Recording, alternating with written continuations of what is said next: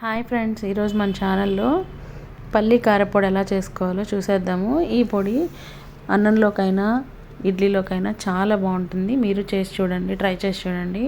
వేడి వేడి అన్నంలో నెయ్యి వేసుకొని తింటే చాలా బాగుంటుంది.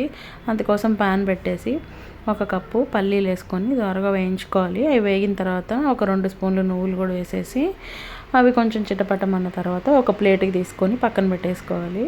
తర్వాత అదే ప్యాన్లో కొద్దిగా ఆయిల్ వేసుకొని ఒక 3 స్పూన్లు పచ్చెనగపప్పు, ఒక 2 స్పూన్లు మినపప్పు, 1 స్పూన్ జీలకర్ర, 1/2 స్పూన్ మెంతులు, ఒక 2 స్పూన్లు ధనియాలు వేసుకొని బాగా రెడ్ కలర్ వచ్చేంత వరకు వేపుకోవాలి. అవి వేగిన తర్వాత ఒక గుప్పెడు కరివేపాకు వేసుకొని వేయించుకోవాలండి. కరివేపాకు వల్లే మంచి ఫ్లేవర్ వస్తుంది మనకి.